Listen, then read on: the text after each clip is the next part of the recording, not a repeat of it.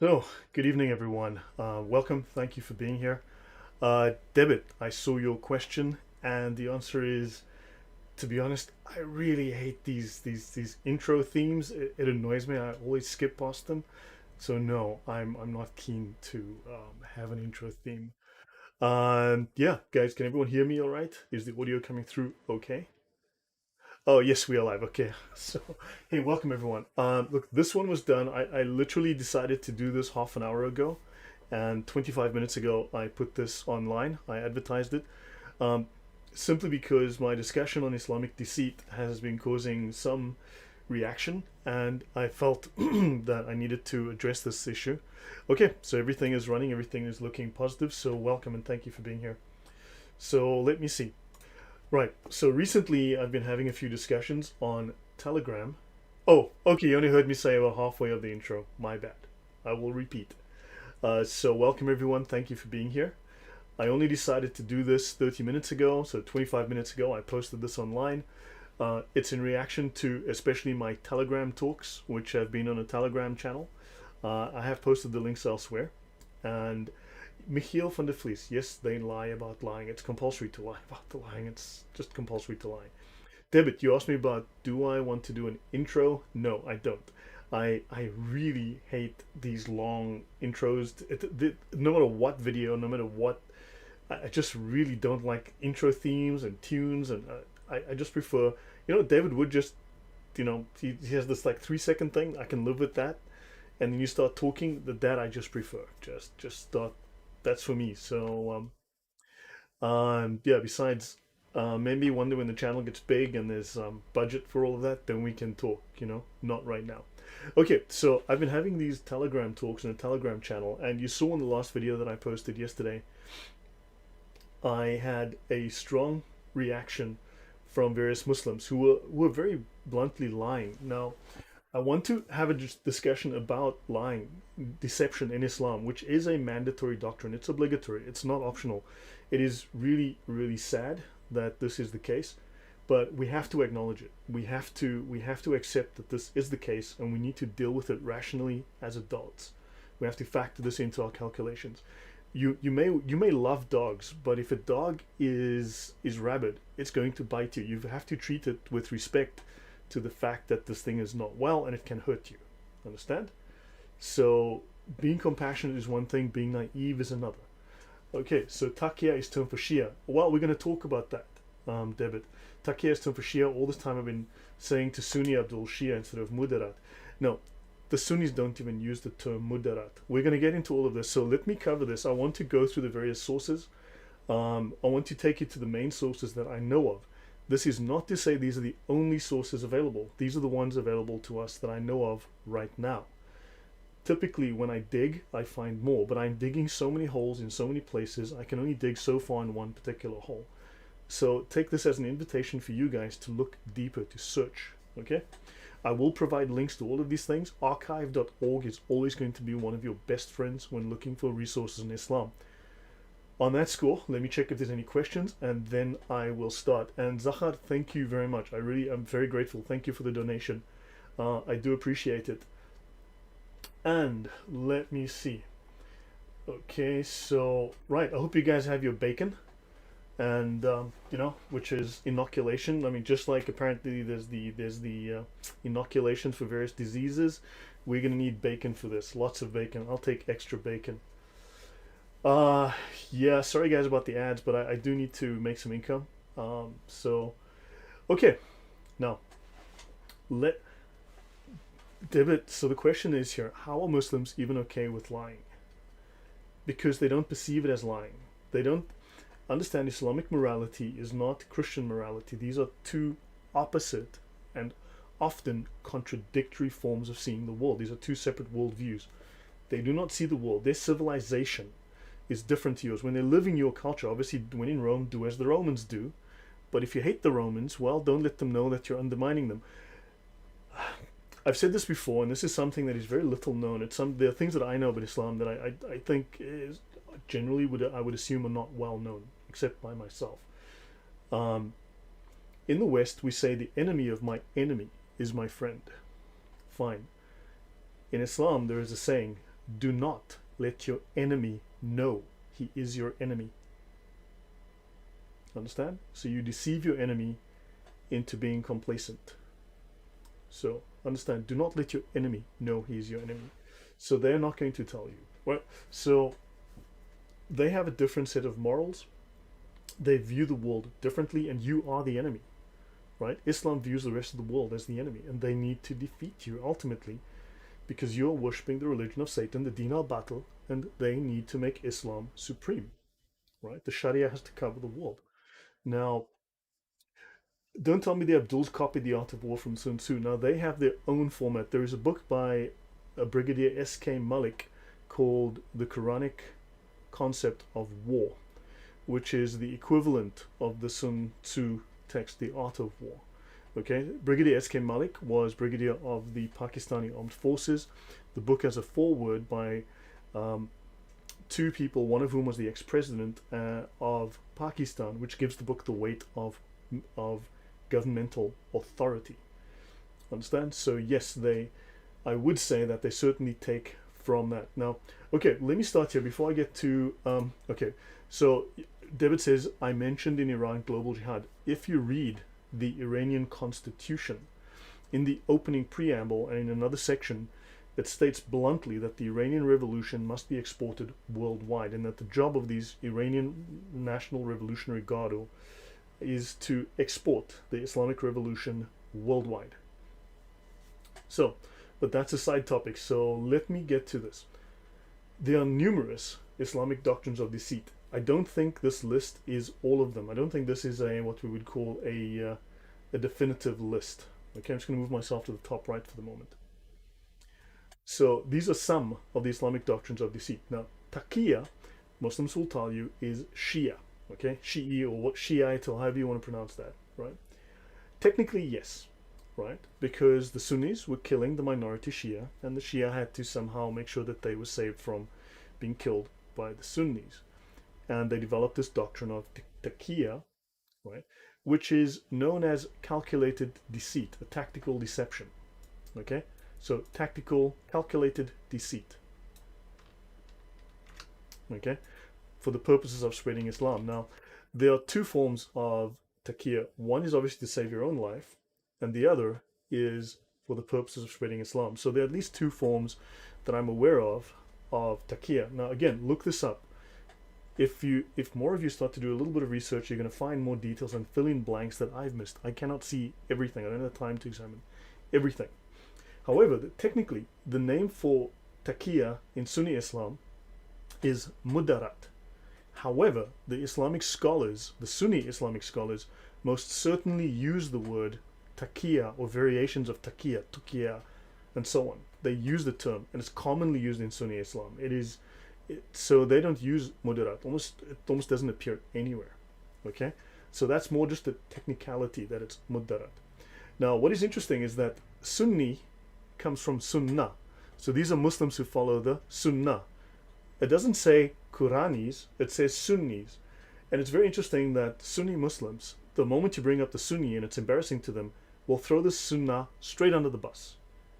Okay, the Sunnah goes right under the bus immediately. Everything in the Sunnah. It's interesting that the people of the Sunnah deny the Sunnah. Odd how that works. Now, kitman, deceit by silence or omission. Is your mother home? Oh, sorry, is your mother here? Okay, and the little boy says, no, she's not here. She's in the kitchen, but she's not here in front of me, between you and me right now. Oh, well, sorry, well, let her know I was visiting, and I will see you later. Bye-bye.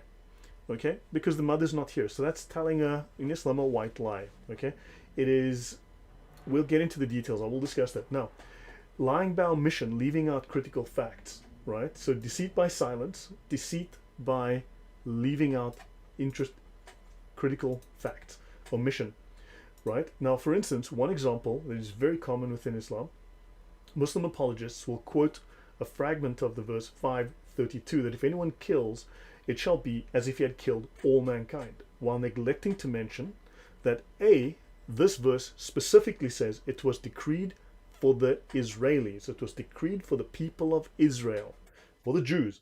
So they're quoting the Talmud, which says that this was decreed for the people of Israel, not for the Muslims, right? And that the rest of the verse and the next mandate murder and torture in undefined cases of corruption and mischief, right? Which include crucifixion and such. All right. So understand that there is this utilization of kitman, which is very common in this case. Yeah, they all become, as David says, yes, they all suddenly become Quranist. If you watch my most recent show, you'll see that's exactly what happens. The Sunnah goes right under the bus immediately. Right, now, Tawriya, deceit by ambiguity. Kitman and Tawriya would be very similar. You've all heard Yasir Qadi talk about Tawriya, deceit by ambiguity. We're going to get into more technical details on that. Taysir, the doctrine of deceit through facilitation. In other words, you don't have to observe all the tenets of the Sharia. Now, there's a joke. When I was living in Dubai, and I will say this, I liked Dubai. I had a great time in Dubai. I benefited greatly from Dubai in my time there. But the Brits used to have a saying about the British women that would meet Muslim men there, love jihad.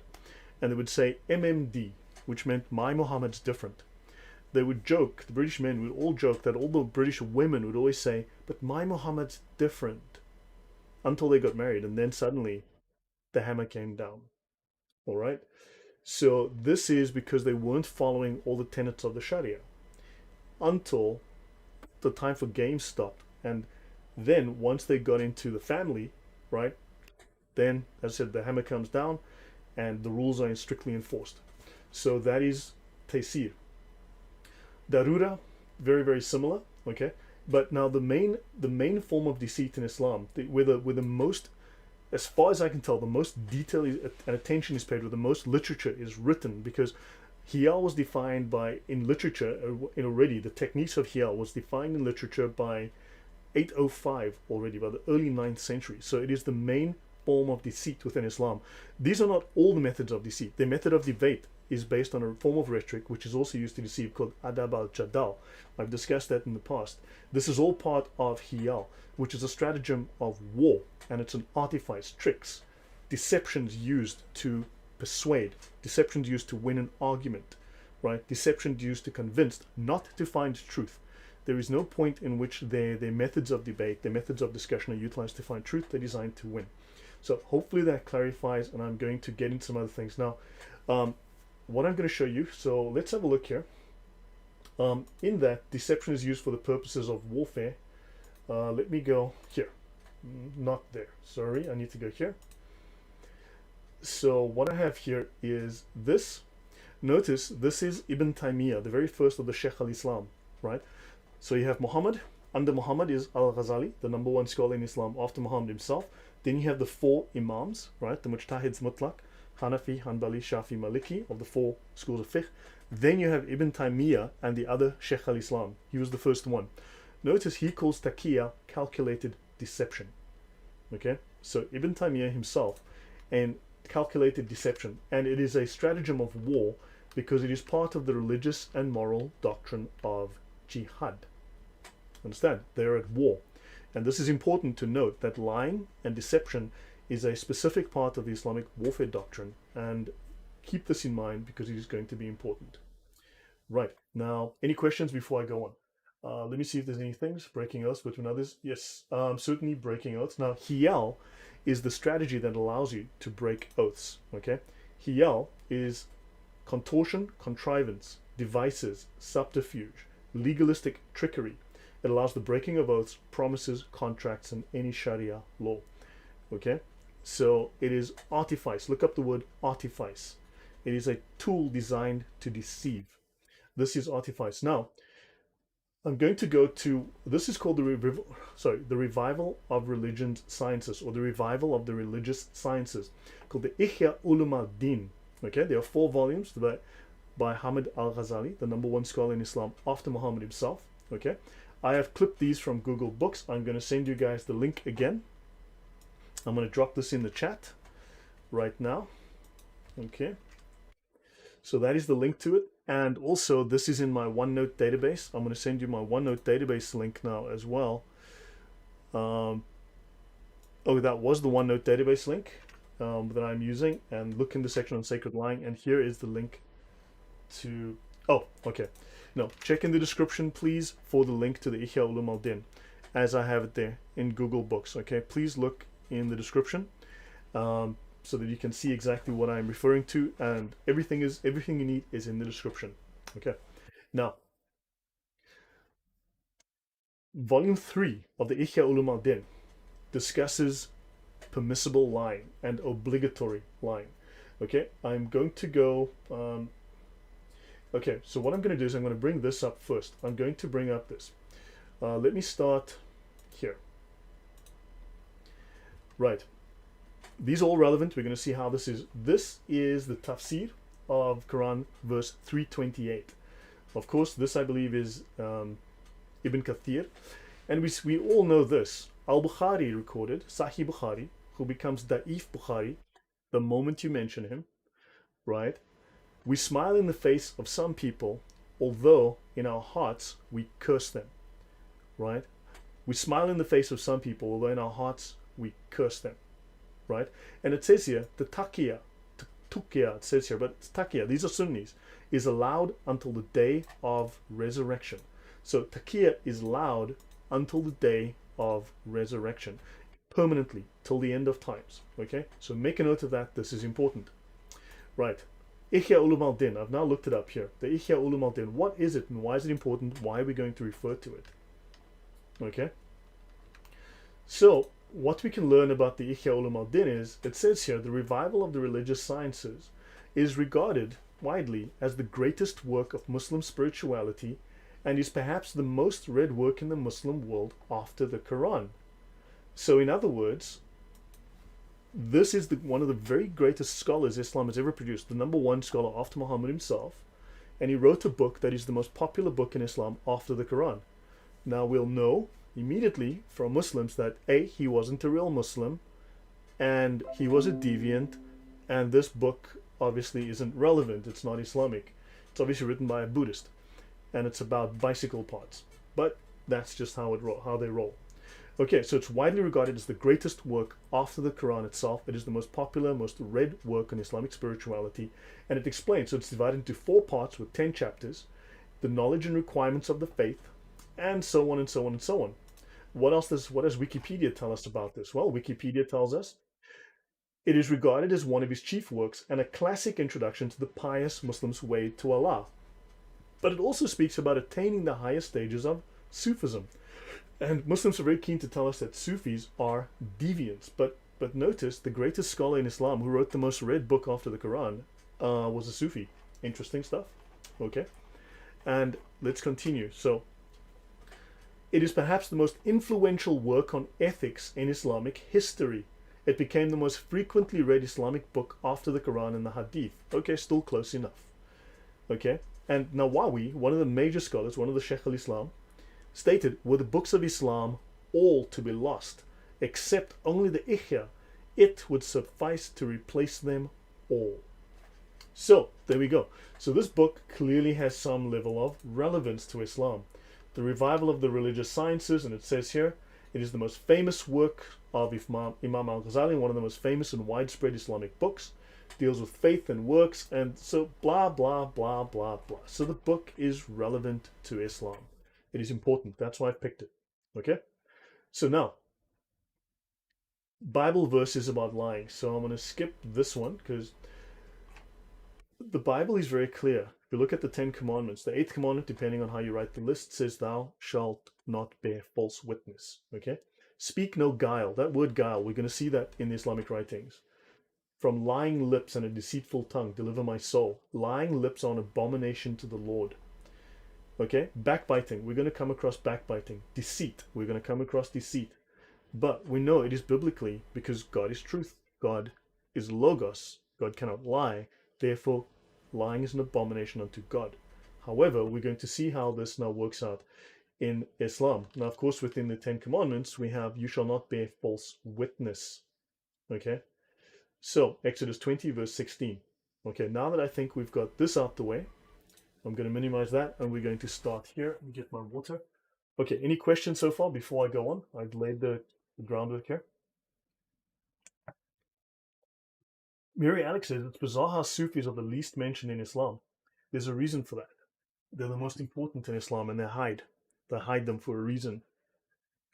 And what we're going to learn about the Sufis as we go forward in the future is going to be very, very interesting. Um, okay. I see Emmanuel's in the chat. Welcome, Emmanuel. Good to see you. Thank you for coming. Marek, dobry wieczór. And, okay, right. So, I'm going to go through the Reliance of the Traveler. We're going to go through various translations of the Ihya Ulum al-Din. I'm going to show you.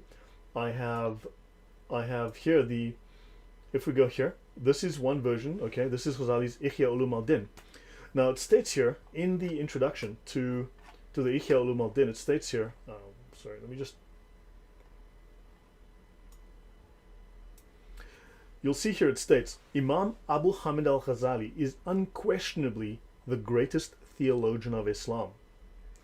Okay, hey Emmanuel, good to see you, man. I've been watching your road trip and cool stuff. Hopefully we will chat one day soon.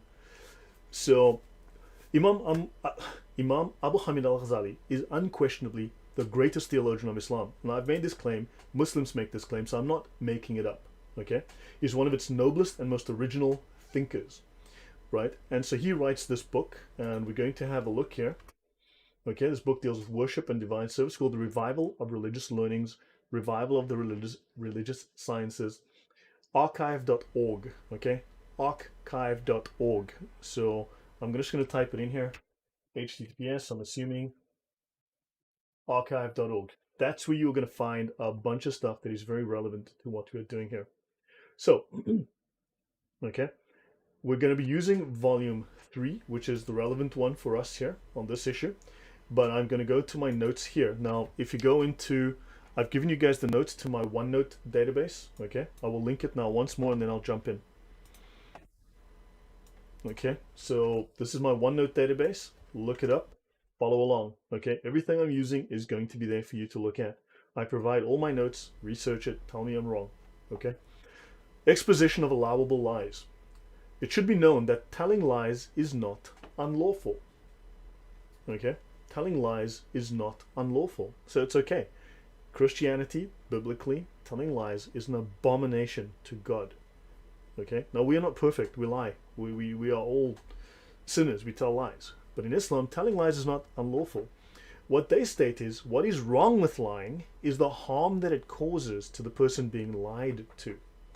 But of course, we know within Islam, everything has an escape clause. Everything has an opposite. Hiyal creates. This is all hiyal. It's fast and loose with the talk. It's all how you can twist the language to mean something. It's sophistry. So, ignorance might serve the benefit.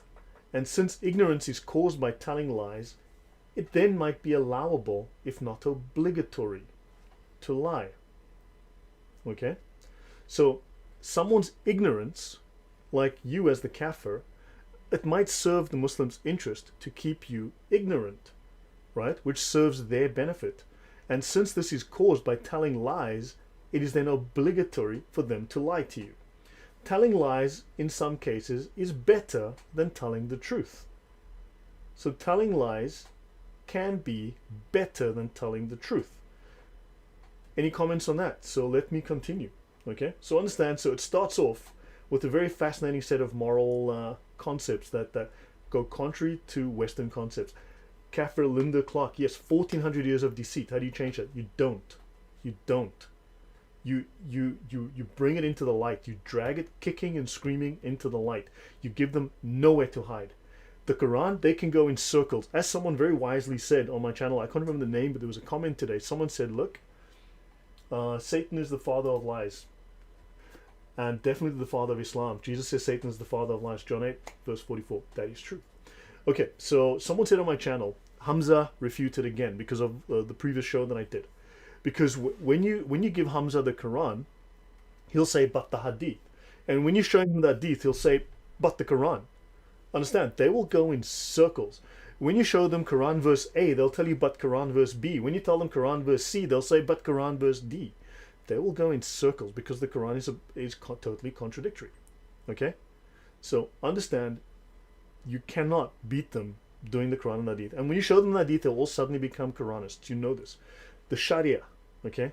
The fiqh, the The Islamic sacred law is where the rubber meets the road, is where things are in black and white, and they have nowhere to hide. Okay. So okay, what? Let's go on. So now, telling lies as such is obligatory. Now they have a situation where they state telling lies in the given circumstances is obligatory. Now, where does Jesus say you are compulsorily obligated to lie? He says, no, lying is an abomination. I am the way, the truth, and the life. Okay? But Mo and his crew is like, tell lies because it could be benefit in that. And keep them ignorant. And if you need to keep your enemies ignorant, well, lie to them. Speech is a means to achieve praiseworthy purposes. If it is possible to achieve your purpose only by telling lies, then telling lies is permissible in case achieving that purpose is permissible, and obligatory in case achieving that purpose is obligatory. Now, obviously, this implies that there are permissible and obligatory purposes in Islam. One of those is making the world Islamic, right? Is it ever not permissible to make the world Islamic, to lead people to Muhammad and Allah? No, there is no circumstances in where that is not permissible or not obligatory, right? That is the whole point of dawah. That's the whole point of Islam, to be paramount, to be supreme over all other religions, to be supreme over the whole world. So does this state then that there are obviously cases where it is obligatory to lie and that they will and are lying, right? Yes. So the dashing rug is very utilitarian in act. Yes, it is. Now, if it is impossible to accomplish war, okay, remember, Islam is permanently at war, right, with you, or to mend the relation between two adversaries through telling lies, then telling lies is allowable. Now, here's a question. David Wood is having a debate with Zakir Naik, okay? You are having a debate with an Abdul. Anybody who's not a Muslim is having a discussion with an Abdul. Are they adversaries? Are they not agreeing? Are they in disagreement? That's important because the word disagreement will come up more than once. Are you disagreeing? Are you on the same plane? Are you on opposite sides of the field? Yes, you are. Are they then allowed to lie to you? And the answer is yes. The answer is yes. Are they lying to you? The answer is yes. Do I even need to explain how they lie to you in the YouTube comments? You know this already. Okay? Gabriel Schöner says, I went to the funeral of a member of the Knights of Ulster. I told him my grandfather was a Shriner. He laughed and said, the Shriners are lowly and know nothing. Dude, the Shriners are superior to the Freemasons and they're fully Islamic. I mean, why would he tell you the truth? They've got no reason. You are part of the profane. Unless you're an initiate, you are part of the profane, and thus he has no reason to give you secret knowledge. If Abdul says anything about Islam, take the opposite as the truth and he'd be 100% correct. That's what Sunny Sleep says, and that's a fairly good point to take. Right, now, telling lies is unlawful unless it is necessary. So don't lie unless you have to, okay? Jesus never said that anywhere. He said tell the truth. So understand, unless it is, the exception is confirmed by the statement of the Messenger of Allah. So the exception that you can lie is confirmed by Muhammad himself. And the Messenger of Allah said he gave concession to tell lies in 3 cases, right? In warfare, remember, Islam is permanently at war. Remember, taqiyya is permissible till the day of resurrection, till the end of time. Why? Because that is when finally they will have won the world, right? Gabriel, I think you're overthinking this. Is he a real Shriner or a fake Shriner? Or maybe he's like a half Shriner, or maybe he's a 3/4 Shriner.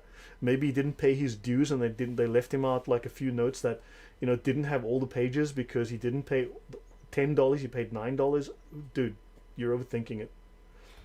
So according to Wiktionary, an unknown Middle Eastern language may have had a word for cube. Like, okay guys, yeah, can we focus on the subject at hand for the moment? Okay. So Josie Wales, that is true, but that is required. That's part of their doctrine of commanding the right and forbidding the wrong. They are forced, they're required, it's obligatory for them to utilize abusive language to drive you away, to make you stop. Okay? So, guys, now, so in 3 cases in battle, Islam is always at war with you, right? For bringing reconciliation amongst persons. Now, again, Do we disagree with Muslims? Do we like just not see eye to eye? Of course. So to reconcile, what does he have to do? Well, he has to lie to you. But we all believe in the same God. We love Jesus too. Is that true? No. They believe in Isa. Isa is the Gnostic Jesus. He's not Jesus of the Bible. He's Jesus of the Quran. That's a very different figure. He's not even Jesus. He's not Yeshua. And don't forget, the very first Arabic New Testament copy, the very first copy of the Arabic New Testament, the full copy of the Arabic New Testament, has Jesus' name as Yeshua. Whereas in the Quran, it's Isa. Very different issues here. Okay? So, it is not lawful to lie except in three things. Jamia Tirmidhiya, this is all over the hadith. Now, so they want to bring reconciliation. So they want to reconcile because there's an argument between Muslims and Christians that they are obligated to lie. It is seen as righteous and holy and right because Muhammad did it. Not a liar is he who makes reconciliation between two adversaries. Are you adversaries of them? Yes, you are. Are they your adversaries? Yes, they are. So if he lies to you, he is not a liar. Okay, we're going to see confirmation of this elsewhere. All kinds of lies are written as sins against the son of Adam, except when a man tells lies to make reconciliation between Muslims. So what does this tell us? Well, Muslims can lie to each other. Okay? If they want to keep the peace, they can lie to each other. So this is a culture which endorses, permits, and practices deceit through lying. Okay? Josie Wales says, this is exactly why we need you, Lord. Honest answers to honest questions. Never get to the truth from a follow. No, you will not. He has to lie to you. So, I told the messenger of Allah about something that happened. A guy lied to his wife or something in the story. Thereupon, Muhammad said, Abu Khalil, make reconciliation between the people, even by means of telling lies. So those are apparently the word of Muhammad, saying, make reconciliation even by telling lies. Muhammad recommended telling lies. This makes Muhammad a liar. Understand? And he makes Muslims liars. Okay, now maybe what I'm saying is not pleasant, maybe it's not PC. Unfortunately, Muhammad is recommending telling lies. He's making his followers into liars. Okay, now I must apologize to all of those the Christian apologists who don't like the fact perhaps that I'm very blunt about these things and who don't want to touch on these issues because they're controversial and but look, this is what it is. This is how it is. We need to accept this and deal with this. We need to grow up. Okay? Islam is filthy, it is ugly, and we need to expose this to the sunlight. Now, and he said, on that, there is no sin on you. Because this guy wants to lie. I sometimes tell lies to my wife. Now they're going to tell her it's little white lies, I tell her she's beautiful. I tell her I love her more than my other wife. Whatever, you're still lying. Okay? And this is not the only form of lying allowed because lying is permissible. Okay? So, there's no sin on you for lying. So when you tell lies to people to keep the peace, there is no sin on you. So the imam can lie to his flock, which is why Muslims are confused. Man can lie to his wife. Wife lies to husband. Parents lie to child. Child lies to you. It's sad. The Messenger of Allah said, of a surety, okay? Why do I see you competing each other to tell lies in the same way as flies compete each other to the fire? Of a surety, all kinds of lies are written as sins against the son of Adam, except, there we go, it's not right, except. Islam always has an out. Hiyal always gives it an out. Except when a man tells lies in war, for indeed, war is guile. Okay? Or when he makes reconciliation between two adversaries. Muhammad Hijab and David Wood on the stage. Did Muhammad Hijab lie? Of course he lied. Were they adversaries? Well, they weren't friends, right? So, what does he do? He lies. Do the Muslims in the audience know that Muhammad Hijab is lying? Yes, they do. All lies are sins, except that therewith one benefits a Muslim or averts harm from him. So hold on, let's read that again. All lies are sins, except that therewith one benefits a Muslim or averts harm from him. Now let's see, harm. How do they define harm? Embarrassment? Is embarrassment harm? Yes, it is. Okay? They don't mean he's going to get a knife through the throat. They don't mean he's going to get a bullet in the head. They're referring here to embarrassment. Right? So, he can lie if it saves him from harm, from humiliation, from embarrassment. right? Because Muslim is allowed to lie to protect his honor. We're going to see this. A Muslim is allowed to lie to protect his honor. He's allowed to lie if he's committed a sin, because the judgment is between him and Allah, not you and him, not the court and him, not the he's allowed to lie. It is permissible. So telling lies is reported to be allowable. It's allowed. So clearly there's permission. Now, one Muslim told me, but lying is allowed under very specific circumstances. So I told him, can you please type for me what those specific circumstances are so we can see them? I'm still waiting, and we all know I'm going to be waiting for the rest of my life, because I'm never going to get those very specific circumstances, because they are subjective, whatever the heck they think is necessary, right? So all lies are sins except what benefits a Muslim. Does lying benefit Muhammad Hijab? Does he feel pride? Does he win? Does the crowd go, yay? What does it benefit the Muslim, or does it save him from embarrassment? If you meet those two criteria, he can lie whole day, every day, to you for free, and he does. And he has for years.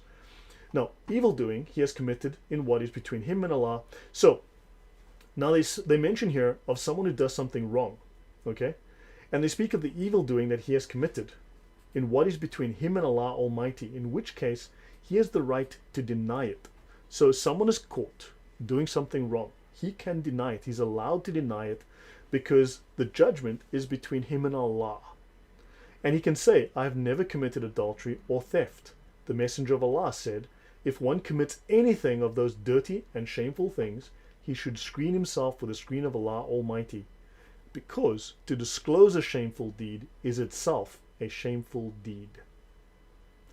So to admit to a wrongdoing is itself a wrongdoing. Therefore, it's better to deny it, so it's okay to lie. Any comments? Let me go have a look. Let me have a look through the questions here that's in the chat. And actually, let me also bring up my cursor. So what have I missed? Okay, so lying is okay in Islam. Allah is all merciful and forgiving. Yeah, well, he actually does forgive lying. There's actually a couple of things. Actually, I need to go to the tafsir of 68.1, and I'll explain something there. So you'll see. How can you think Allah is meant to be the truth when he supports lying? Exactly, Ricardo, Marin, this is... They don't see lying as lying. To us, lying is lying. It's offensive. To them, it's like the stuff you do to win. It's legal. It is... Understand a point I need to make. Imams, qadis, Islam doesn't have priests. They have lawyers. Technically they're jurists, but let's call them lawyers. Okay? Islam doesn't, the lay Muslim doesn't deal with priests. He deals with lawyers. Christianity has priests. Islam has lawyers who administer the law. Understand? There's a distinct difference. And this is legal. Islam doesn't have right and wrong the way we have within Western morality, Christian morality, right and wrong. They have legal and illegal, permissible. Okay? They have legal, obligatory, permissible. Understand? And so you have haram, you have halal, and you have wajib, and you have all of these other things in between. Obligatory, permissible, required, recommended. Understand? This is a very different concept. It's stuff that you'll be punished for in law, or will not be punished for in law, but it's not right and wrong. Okay? So welcome, Eva. Dzień dobry. So they need to learn how to handle that. Not like that guy. Guys want to give walla wallas. Okay, I have no idea what that is. Islam has lawyers and theologians. Technically, yeah, it has lawyers and theologians. The theologians are those on the Sharia, not on the Sharia side, but on the Hakika side. Technically, I mean, it is a religion of law, but it's a really fuzzy thing. I need to look into that in more depth. I'm busy working on that, but it's one of those many rabbit holes I'm chasing down. But thanks for that, Erkan. But here, technically it's jurists. Okay, technically it's a jurist, but yeah. Anyway, so let us continue. So one is the right to safeguard his soul and property, okay, and his honor with his tongue. Now notice I've mentioned a Muslim can safeguard his honor. Okay, remember these are honor cultures. We are dignity cultures in the West. They are honor cultures. Okay, that's why they love the argument. They love the fight. They love to be seen to be fighting and blah blah blah. That's a very Asian Arabic culture. Okay, the whole online debate, the whole blood sports online. One is the right to his honor with his tongue, even if he is to tell a lie. Oh boy, that surprised me. Why wasn't I expecting that? One has the right to save your honor with your tongue by telling lies. So this is the greatest scholar in Islam telling us that Islam permits lying and Muslims should lie, can lie, and must lie. He has the right to deny what he knows about his secrets. So if you've caught him out, he can lie about it because he has the right to lie about his own stuff. He has the right to tell lies in making peace between two foes. Is this sounding repetitive? If he learns that the forbidden that ensues from telling the truth is grievous under religious law, then that, okay. So if he learns that the forbidden that ensues from telling the truth is more grievous under religious law than that which ensues from telling a lie, then he has the right to tell a lie.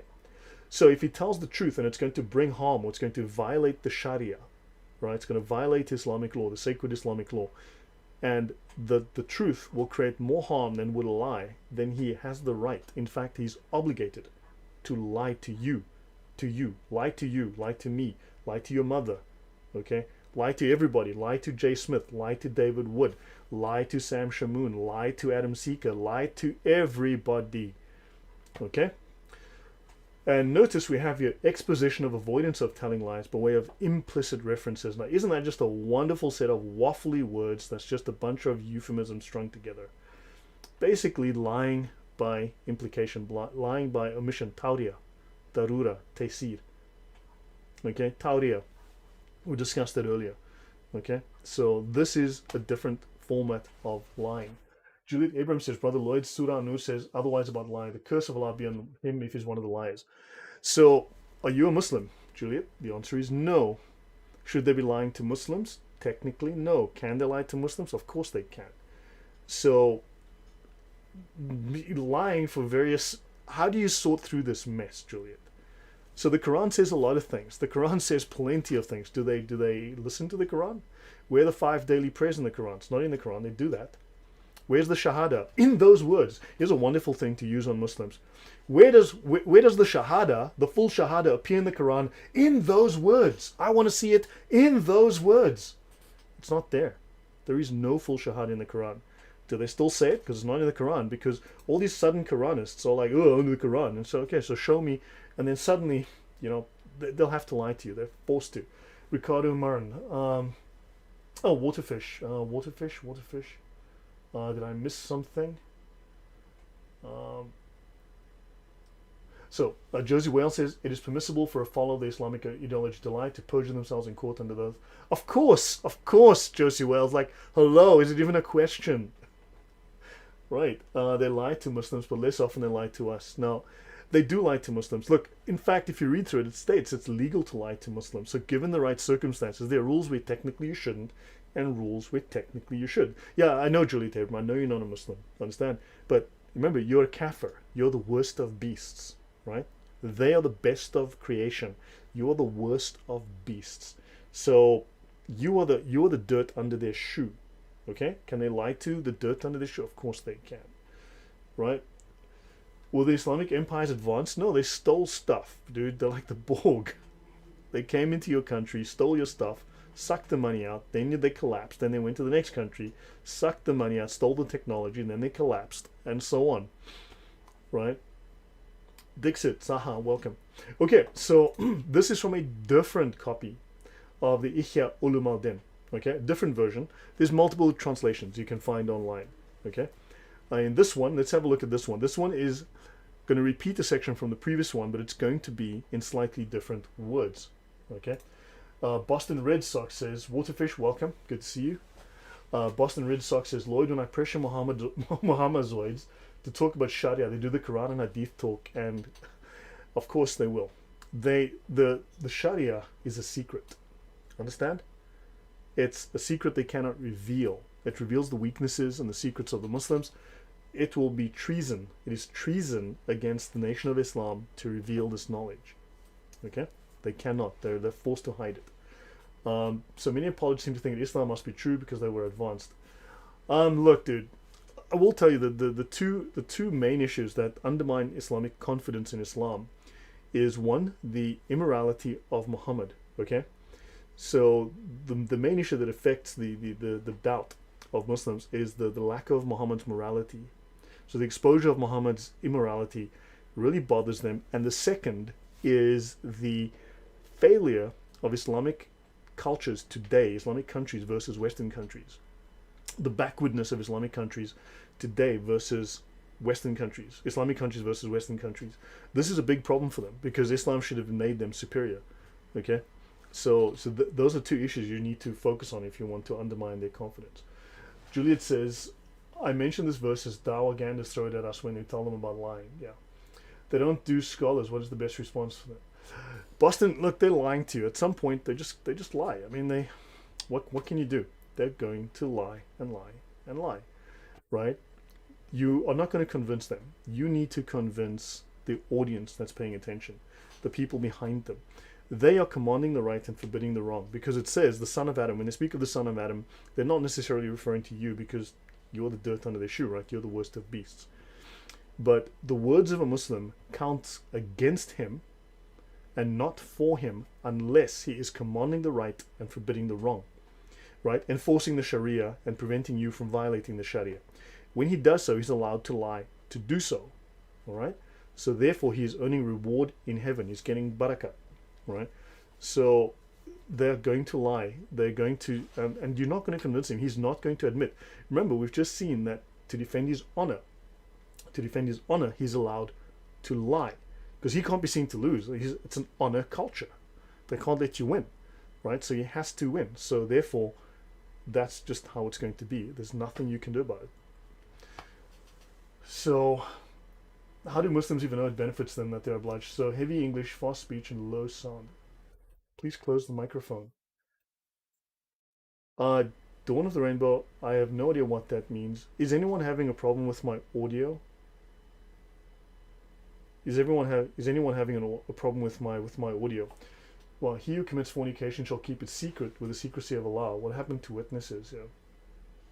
So, just so you know, my microphone is off to the side of my head by half an arm's length. It's not in front of me like this. It's off to the side, and so there's no way I'm talking into it. I should not. So maybe there might be an issue. Let me check my. Give me a second. Just for you, Dawn, I will check my audio again because my audio levels are correct. I will check my inputs. Input level is 63 on this one. Input level on this one, 63. No, my audio levels are correct as far as I can tell. So Dawn, you may have an issue with your audio equipment. Perhaps my Arnold Nathaniel, perhaps my years of operatic training. Dude, you don't want me to sing because then I'm going to have to start paying you guys to watch my lessons.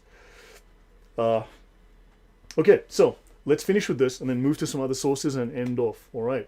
There is no sin in that falsehood which benefits a Muslim or removes a harm from him. So, there is no sin in the lying. Let's call it what it is, the lie. There is no sin. Sorry, my bad. Let me just go back here. There is no sin in the falsehood, the lies, which benefits a Muslim. So, you can lie if it benefits you. Slightly different translation. Okay? 2012 Stephen, what was the question? Okay, are Muslims allowed to deny Allah in order to save their lives? Yes, of course. Of course, that's taqiyya. That's taqiyya. That's one of the methods of taqiyya, one of the meanings of taqiyya. Edkin says, yeah, it's off limits for lay Muslims, possible for educated Muslims. Yeah, things change for the Sufis. That the Sufis are allowed to sin. The Sufis are allowed to sin. The Sufis are allowed to break the Sharia and go ape. Okay. Christian JC says, greetings and God bless you, Brother Lloyd. Your OneNote page link in Adam's channel is used by us in Apologetics and Clubhouse. Please come to Clubhouse and go live. We'll host you. Thank you. Just can you drop me a drop me a comment in the comments section of the YouTube video later in case I forget. I do forget. Or drop me a link now in the chat and then later in the comment section, please. And I'll be happy to follow up with you guys. Weller Johnson, Muslims say there is a good lie and bad lie, of course. Who is sorting of lies? Exactly. Person who's telling lies, for him it is good, of course. It benefits him. Understand, if it benefits a Muslim, it's good. It's all good. He can lie to you whole day, every day for free, and he does because it benefits him. Now, of course, look, I have to now, of course, say this because it's obligatory because oh my God, Lloyd hasn't said that not all Muslims, dude, we know this. Okay, not all dogs are going to bite you either. Okay, but I don't. Do I need to like grovel because I made the claim that dogs bite people? Ugh. Okay, so we know this, but we are dealing with these Dawagandists, and these Dawagandists are trained specifically to lie because their format of debate is a method of deceit based on lying, utilizing rhetoric. Let's be clear about this, okay? So there is no sin in the lies which benefits a Muslim or removes a harm from him. That harm could just be embarrassment. The Prophet said, "He who commits fornication shall keep it secret with the secrecy of Allah." As to disclose an obscene act is also an obscene act. So do bad things, but don't admit to them. Don't talk about them, don't admit to them. Every man should save his life and honor. So every man should save his honor, okay? Taking recourse to lying. To save your honor, lie. If inquiry is made to you about a secret thing of your brother Muslim, you can deny it to preserve his honor. So, if we ask about Mo, who is the brother to the Muslim, right? Well, I mean, he's your brother Muslim, right? He's your fellow Muslim. Deny it. That's why they will deny the Sunnah. They will deny anything about Muhammad. If harm is caused more than benefit in the case of speaking the truth may be avoided. If harm is caused more than the benefit in speaking the truth, it may be avoided. Avoid the truth if it brings harm. Okay? I hope that is clear. I hope that is very, very clear. And now we'll move to some other sources. So understand, Islam is lie, built on deceit, built on lie. Right? It is lies through and through. So do Muslim linguists lie when they claim the Quran is great? The Quran is crappy Arabic, please. Okay, so now let me see if I've forgotten anything from these notes. Okay, so let me see if there's anything that I need to... Okay, we've mentioned this. Now let's go through Reliance of the Traveler. Okay, let's see what the Reliance of the Traveler says. Mods, how can I drop a message to Brother Lloyd? Just drop it in the chat. Send me... my email's on my About page on YouTube. If you go in a browser on your laptop or PC, go to the About page of my YouTube profile. My email address is there. Otherwise... okay, hold on a second. You know what I'll do? I will send you a... hold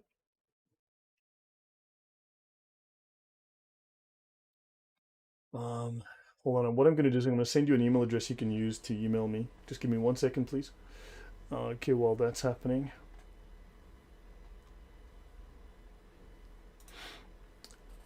I apologize for the short interruption. I'll be right with you guys in a second.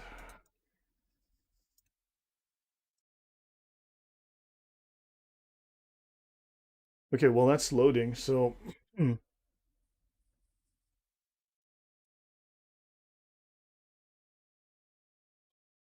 Okay, so do me a favor. I'm going to now drop this in the chat. Christian JC, use this email address, reach out to me. Try that, okay? You can just use that email address that I just dropped in the chat to get hold of me. Edkin Al-Guni says, lying, ceremonial, stupidization, subjugation, of course. Is Islam the success of the harlot of Babylon? Dude, that question is above my pay grade. I don't know. I don't deal in conspiracy theories. I don't deal in... Who knows? Who knows? I don't know. You don't know. Doesn't matter. They will kill you. They will stab you on a bridge. They will blow up your stadium. Right? So we need to deal with practicalities. I'd prefer to deal with practicalities from things I can read because I can prove those things from their writings. Okay, so Christian JC, hopefully you've seen that. So drop me an email. Are most lies done consciously in Islam? So Ricardo, that's a very good question. Are most lies done consciously in Islam? So the answer, I think, having looked through it, look, I've read through these notes, but most of it I read today, so I'm not that familiar with them. But I would say the answer is yes. Okay? And when they lie for Allah, when you do something for the benefit of Allah, not for your own benefit necessarily, but of course you're doing that consciously. But when you do something for the benefit of Allah, you have to do so willingly and knowingly. It's called niyat. Let me just turn this, I just moved this thing. So it's called niyat, intention.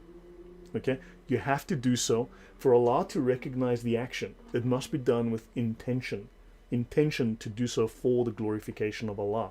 So if you're going to lie to the kafir, that's you, you have to do so with clear intention that you're doing so to benefit Allah, to benefit Islam, to bring glory to Allah. Okay? So yes, he is conscious. Otherwise, Allah doesn't recognize it because you did it with a weak heart. You did it with poor intention. Understand? Yeah, intent.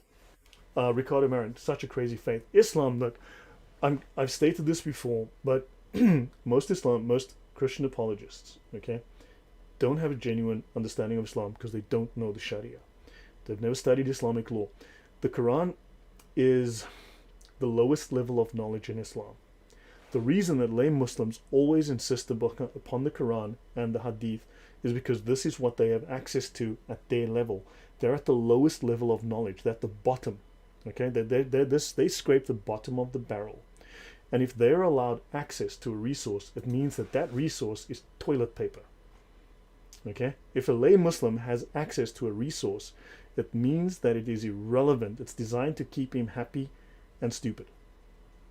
Okay, when you go to a seminary to study to become a qadi, to become a major jurist in Islam, okay, a mujtahid, do you think you spend 7 years just reading the Quran from page to cover, 500 times? No. You will study Islamic law, and that is a very different topic. Okay? You learn the ijma, which is the final consensus, the final understanding, the final interpretation of all things Islam. So pretend the Quran never existed. Pretend there is not a single copy of the Quran on the whole planet. Pretend there is no hadith ever written. Then go study Islam. And ignore the tafsir as well. Okay? Ignore the Quran, ignore the tafsir, ignore the hadith. Pretend they never existed. Go read the Sharia. Don't waste your time on those other books. Okay? Once you've learned the Sharia, then you will understand those sources much better for various reasons I'm not going to get into right now. Are scholars who are Muslims always lying? There's the research. Look, they do lie. Understand, some things are true, some things are lies. You need to know, you need to have knowledge to understand what the difference is. But they're allowed to lie to their own people. In terms of what they call scholastic theology, the Kalam, they have to lie to their people or not give them complete knowledge. Keep them in the dark. Okay, so our scholars or Muslims, they're 40 to 22 years of study, 7 years on average, exactly. Okay, do you think you just read the Quran from cover to cover? No, you don't. You go and study a whole bunch of legal texts. Okay, what else? We had a Muslim president who lied to get into office. If he said he was Muslim, he wouldn't have been elected. Exactly, Linda. Correct.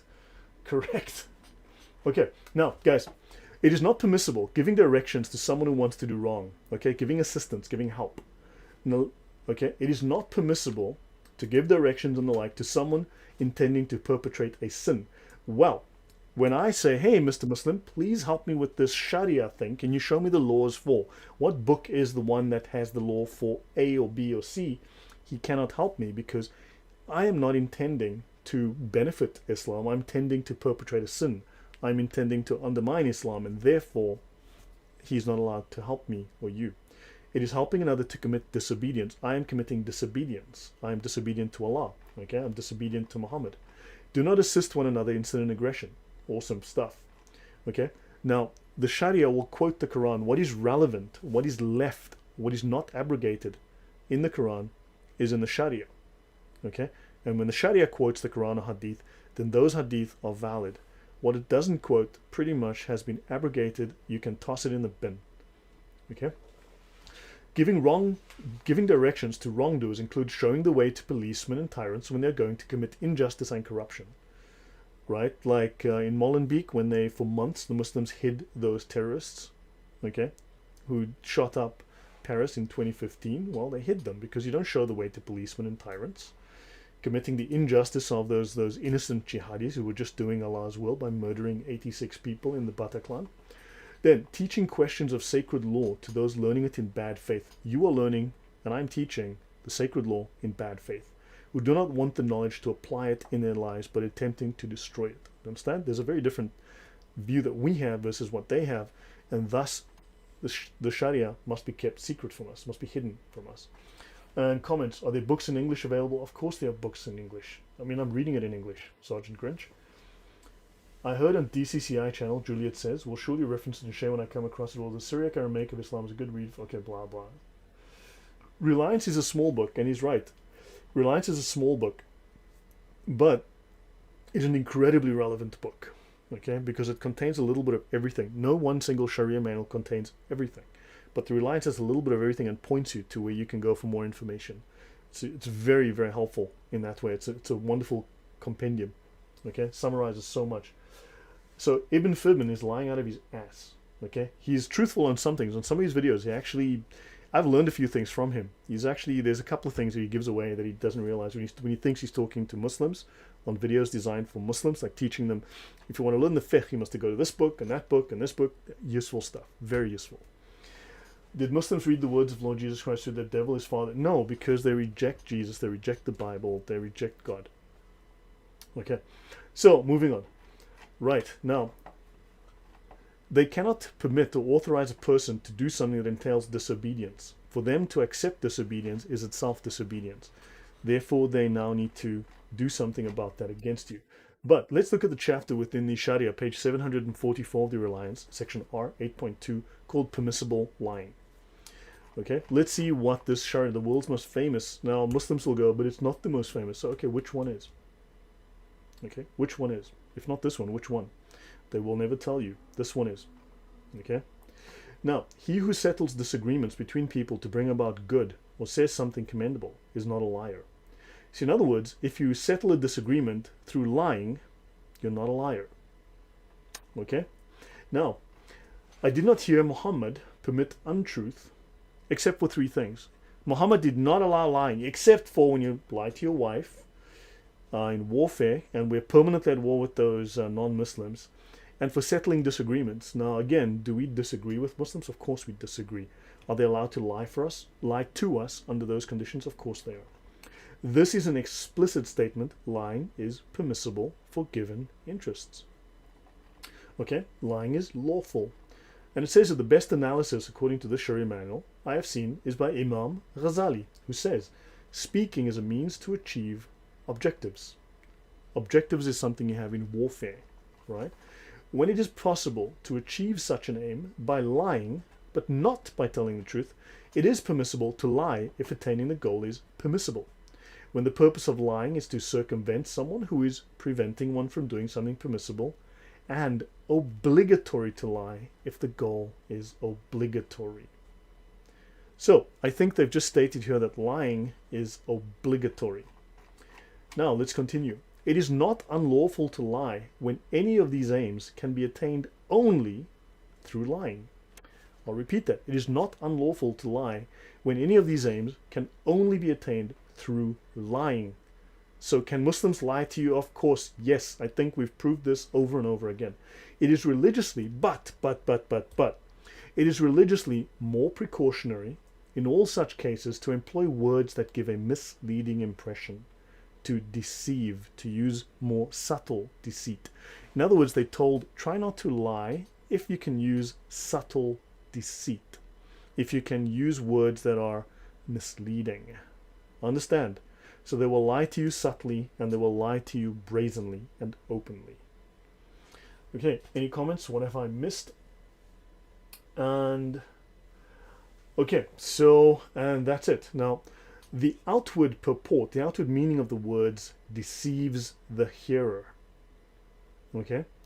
The outward meaning of the words deceives the hearer.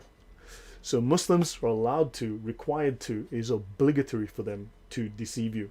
Now you need to utilize this knowledge. You need to start making this public, taking screenshots, pasting this stuff, putting it out there, downloading the books, putting it in everyone's faces so people understand just how ugly and filthy and dishonest this particular deen is. Okay? It is not unlawful to lie if their aim can only be achieved through lying. Right? If their aim is to win a debate and they can only win through lying, lie. If they need to defend their honor because losing the debate would affect their honor, lie. Okay? So I think we've covered this quite thoroughly. Let me see if I've missed anything. Let me see. This is another version of the Ihya Ulum al-Din. Okay, this is another version. Of course, a lie is permitted if the truth would lead to another prohibited thing that is worse than lying. So again, slightly different wording, same statements. Of course a lie is permitted if the truth would lead to, something that is worse than lying. Then it is permissible. Okay? So, yeah, Allah's messenger did not permit lying, except for three things. A man saying something with the intent of reconciliation. That sounds so nice. Okay? Such wonderful use of creative, flowery language, euphemisms. Reconciliation. Well, we don't want to argue, we want to have nice peace between us and the Christians. So we're going to lie to you. We're going to lie through our teeth. Please don't be fooled. Don't be taken in. Unfortunately, maybe not every Muslim's going to lie, because I've met some great Muslims. I've met some wonderful people in the Middle East, some really good people who are better than their deen, who are better than their prophet. But there are those who will lie to you and are lying to you. Okay, have I missed anything? No, I think I've covered this. So look, you guys can read through this. This link is too long to. This book is Al Ghazali's adapted summary of Ihya Ulum al Din, the 40 Principles. Right. I found this on Google Books, and this is just a small section, and Ihya Ulum al Din, and I said permissible lying. So I did a Google search on Ihya Ulum al Din, plus. Hold on, let me just take this up. I did a Google search on Ihya Ulum al Din here, plus permissible lying. That's what I searched for. This is what I got. So you can find this. So please, guys, if I ever hear any one of you say the word taqiyya again, I am personally going to come to your house and slap you. Okay? Because if you keep focusing on this little taqiyya thing, which is this little tiny seed that they admit to, and ignore the whole forest of lies to your left, but you're focused over here with your little microscope, I'm going to come to your house and I will personally slap you for not focusing on the important issues, the depth and the breadth of their doctrine of lying. Okay, I hope that's clear. Right, so yeah, have I missed anything? Let me see. Oh wait, there's one small thing I'll show you guys that I'm gonna go to Quranics 68.1. I'm not going to go into too much depth, but I'm going to go here. This is Quran 68.1, the commentaries for Quran 68.1, okay? And this is it's a discussion on the secret letters, the unknown letters in the alphabet in the Quran. And this is what is interesting. I was discussing this with someone last night. The Pir of the Tariqah, okay? The elder of the school of Sufism, said, "O Allah, no matter how sinful we are, you are forgiving. No matter how ugly our deeds, you are the concealer." You see, the Sufi are above the law. Okay? Ricardo Maran, what is it you said here? LOL. Okay, my bad. So understand, the Sufi, in some ways, the high level of Sufis are above the law. They're above the Islamic law. They're literally above the law. And it's a longer discussion to get into that, not now. No matter how ugly our deeds, you are the concealer. Allah hides their deeds. O Allah, you have the treasure of bounty without equal help. It is worthy that you pass over our disloyal acts. Allah forgives them no matter what they do. Okay, so hold on, I have a message I need to read. Give me 1 second. This is relevant to the discussion. Oh, the stutters have started again. Ooh, bugger. Okay. So guys, YouTube has decided it dislikes my video. It's starting to stutter. This is a discussion for another day. Now, on this point, you need to go look up something called Ibaha in the Encyclopedia of Islam, volume 13. Okay? So this thing about where the Sufis are allowed to commit sin, it's called antinomianism, right? Antinomianism, and it's known as Ibaha in Islam, and they're allowed to violate any and all laws. They're allowed to violate any laws, any moral laws, any laws of Islam, all the laws of God as we know them. Okay, this actually is very interesting. It relates to that, but that's a discussion. I had that in the previous show, so guys, watch the previous show I did, the Telegram talk, and I will be that is covered there in the opening 20 minutes. Okay, so Matenga says, is the reliance of the traveler based on the 4 schools, and would it include doctrinal agreements, laws for all Muslims? Yes, of course. Okay, short version. Muslims will always come to the rescue with their wonderful arguments, say, but the scholars disagree. Well, the scholars also happen to agree. And in fact, what they disagree on is about roughly 25% of the Sharia they disagree on. They agree on 75%. It's called the ijma, the consensus. Okay? And let me actually show you. So since we're asking these questions, let me where the heck do I need to be? It's not this one. That's here. No, it's not that. Okay, so to answer your question, Matenga, let me get into that. Oh, Ibaha. While I'm here, I may as well just speak about this since it's on the page. Ibaha in theology is a term that is commonly applied to antinomian teachings of the Sufi groups. Okay, allowing the forbidden. Understand? They're allowed the forbidden. The Sufis are allowed the forbidden. Look up antinomianism. Okay, look it up. Antinomian. It's a common feature of many Gnostic groups where they would do wife swapping. They would do anything that violated the law of God because Yahweh was the evil God, and their concept of Allah, right?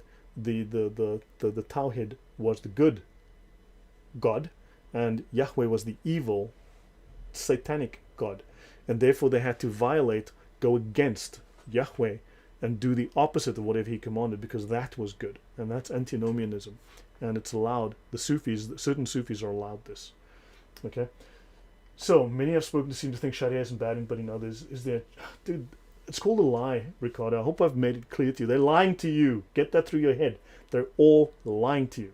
Okay, if they're a Dawa Gandhist, they're liars. Bluntly, Sharia makes Muslims into conmen, unfortunately, sadly. Okay? They don't see the world the same way you do. To them it's good, to you it's evil. Okay? To them it's righteous, to you it's called lying to you. Okay? So, okay, where was I going? I was going to go, oh gosh, there was a word I was going to look up, ijma.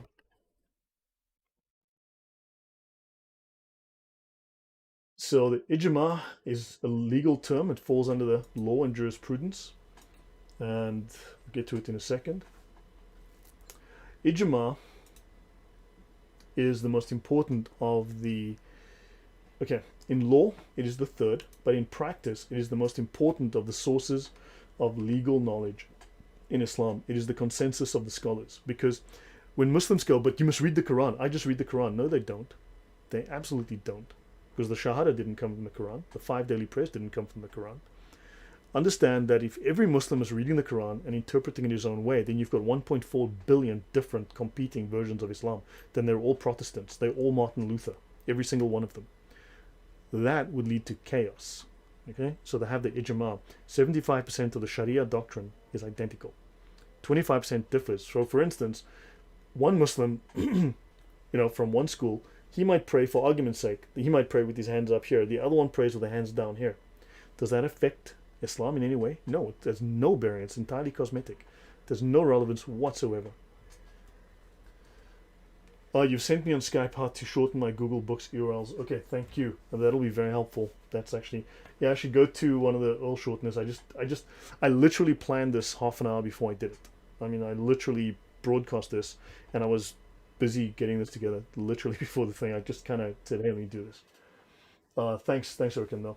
Okay, is there anything good in Islam? Here's an issue that I have with certain apologists that will state, well, Islam is evil. It does allow murder. It does allow pedophilia. It does allow killing apostates. It does allow killing and blowing up stadiums, and it does allow lying. But it's not all bad. I'm like, Hitler was a good vegetarian. He loved dogs. He instituted the 8-hour work week and built highways. Hitler wasn't all bad. We need to celebrate his good points. The answer to that is, I can't say this on a family-friendly show, but anyone who says that, I have lost respect for you. Okay? No, there is no good in Islam. Okay? There is no good in Islam. It is evil. Okay? You don't start looking for the good things in evil so you can find ways to coexist with it. No. It needs to be stopped. It needs to be called out. It needs to be exposed. Simple. Okay? So, ijma. It is the most important of the sources of legal knowledge. Quran, abrogated. Hadith, abrogated. The hadith, all over the place. Okay? So, they had to collect all that, make sense of it, create the ijma, create the sharia, which is the consensus, the final interpretation, the polished, perfected, final version of Islam. It is the unanimous agreement of the community, okay, of scholars. It is the unanimous doctrine and the opinion of the recognized religious authorities, who are the perfect scholars, the absolute scholars, the mujtahids mutlaq. Okay, so go through my previous shows on the Sharia on that. And okay, Ricardo, thank you. Now, guys, hopefully this is clarified, and I think we're done. Like David, if it were a bit more violent, it would implode by itself. Yeah. Look, with all due respect, David Wood does amazing work and has done, but my personal view is David Wood hasn't said anything new in 5 years. He's repeated himself for 5 years. And David Wood knows the Quran very well, better than I do. I don't know the Quran as well as he does. But David Wood doesn't know Islam very well. And I mean this very respectfully. And understand, I mean this in a very technical manner. David Wood doesn't know Islam very well at all. He's an amateur at Islam. He's an expert on the Quran. He doesn't know Islam very well. I'm an expert on Islam. I'm not an expert on the Quran. Those are two very different things. Okay? Islam and the Quran are two totally separate things. So make the distinction. I'm not looking to offend anyone, but I'm trying to make this clear. And Islamic apologists are doing themselves, anti-Islamic apologists are doing themselves no favors by ignoring the Sharia, which is the final version of Islam, the final interpretation, the final summation. The Sharia is the final fruit of Islam. It is the final product of all of Islam. Okay? Just like you had the Torah and you had the Pharisees come along and make the Talmud, and the Talmud sort of replaces the Torah.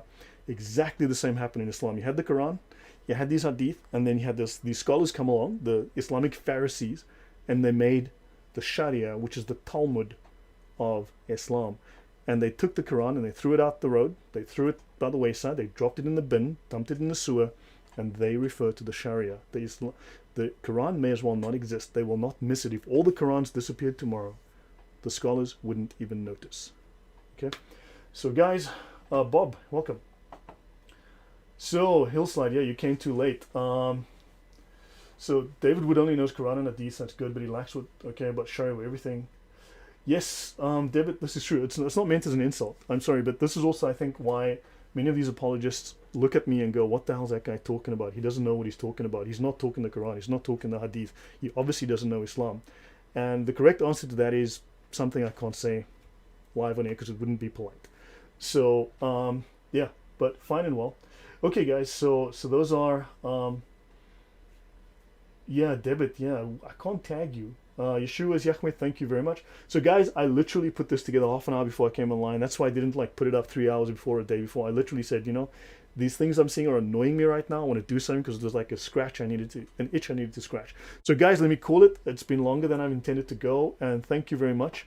Thank you again, everyone, for all your kind support. I really do appreciate it. It's good to know I have so many good friends out there.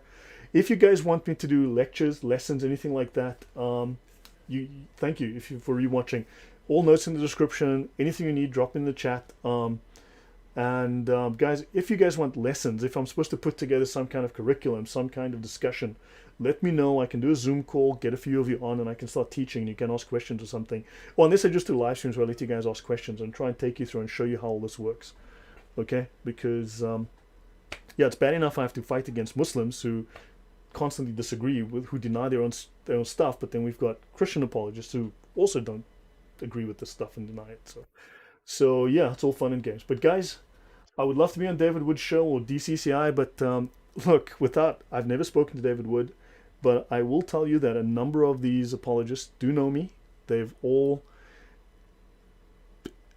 let's just say they're not talking to me. I don't know why. Many have wasted my time. Many have invited me. One of them, a very well-known name, has invited me on 6 times and then ditched me 6 times, and he can go and himself. And it's happened with others as well. And whatever, let them go do their thing. I'll do mine. They're fine. I've been insulted. I have been ghosted. I have been by these well-known names. And as I said, they can all go do whatever they do without me. Anyway, so guys, have a nice day. We'll see you again. Take care. Bye.